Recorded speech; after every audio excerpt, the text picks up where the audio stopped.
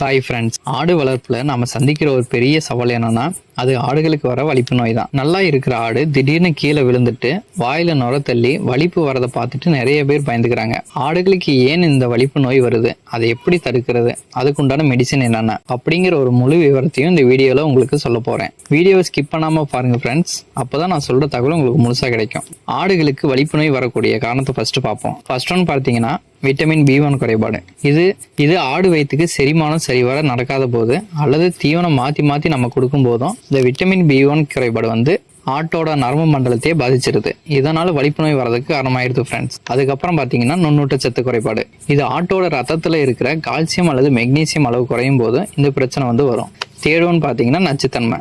ஆடு ஒரு வேளை வெஜிடேரிய சாப்பிட்டாலோ இல்லைன்னா மருந்து தெளிச்ச செடியை சாப்பிட்டாலோ அப்புறம் பூசணம் பிடிச்ச தீவனத்தை நம்ம கொடுக்கும் போதும் ஆட்டுக்கு பாய்சன் மாதிரி ஃபார்ம் ஆயிரும் ஃப்ரெண்ட்ஸ். இந்த பாய்சன் பாத்தீங்கன்னா ஒரு வலிப்பு நோய் வர்றது கூட காரணமாயிரும். ஃபோர்த் ஒன் பாத்தீங்கன்னா தொற்று நோய்கள். ஆட்டுக்கு மூளை காய்ச்சல் வந்தாலும் இந்த வலிப்பு நோய் வரும். இது பாத்தீங்கன்னா ஆட்டு தொண்டை அடைப்பான் அல்லது பிற பாக்டீரியா வைரஸ் போன்ற ஒட்டுண்ணினாலும் இந்த வலிப்பு நோய் வர்றதுக்கு வாய்ப்பு இருக்கு ஃப்ரெண்ட்ஸ். ஆடுகளுக்கு வலிப்பு நோய் வரும்போது செய்யக்கூடிய மெடிசன் பத்தி நம்ம பார்ப்போம். இது உங்களுக்கு சொல்றதுக்கு முன்னாடி கண்டிப்பா நீங்க வெட்டினரி டாக்டர் கிட்ட கேட்காம எந்த ஒரு மெடிசனும் நீங்க எடுத்துடக்கூடாது. என்னோட பண்ணைக்கு நோய் வந்துட்டா கூட கண்டிப்பா நான் வெட்டினரி டாக்டர் கிட்ட கேட்டுட்டு தான் நான் மெடிசனே என்னோட ஆட்டுக்கு போடுவேன். நீங்களும் அதே மாதிரி ஃபாலோ பண்ணிக்கோங்க. இந்த வலிப்பு நோய்க்கு உண்டான மெடிசன் என்னன்னு கேட்டா ஃபர்ஸ்ட் ஒன் பாத்தீங்கன்னா B1 குறைபாடு. முதல்ல சொன்ன மாதிரி ஃபர்ஸ்ட் ஒன் B1 குறைபாடு இருந்தா தியாமைன் நியூரோபியன் இன்ஜெக்ஷன் மூலியமா நம்ம கொடுக்கணும். அப்புறம் பாத்தீங்கன்னா கால்சியம் மெக்னீசியம் குறைஞ்சதுன்னா இது டானிக்கு இல்லைன்னா இன்ஜெக்ஷன் மூலியமாவும் கொடுக்கலாம். ஆட்டோட நரம்பு பலப்படுத்துறதுக்கு மெக்கபாலிமின் அண்டு B காம்ப்ளெக்ஸும் கொடுக்கலாம். வலிப்பு தீவிரமா இருந்தா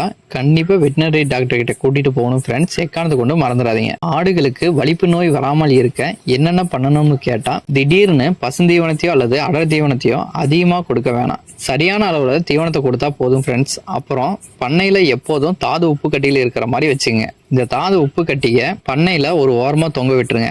ஆடு இது நக்கி சாப்பிடும் போது அதுக்கு தேவையான தாது சத்துக்கள் எல்லாமே இந்த உப்பு கட்டிலே கிடைச்சிரும். மாசத்துக்கு ஒரு தடவை கண்டிப்பா நம்ம ஆட்டுக்கு எல்லாத்துக்கும் டிவார்மிங் செஞ்சிருங்க. அப்புறம் கடைசியா பாத்தீங்கன்னா பூசணம் பிடிச்ச தீவனத்தை எக்காரணத்தை கொண்டு ஆட்டுக்கு போட்டுறாதீங்க ஃப்ரெண்ட்ஸ். நான் சொன்ன தகவல் இந்த வீடியோல உங்களுக்கு பிடிச்சிருந்ததுன்னா கண்டிப்பா மறக்காம லைக் பண்ணிக்கோங்க.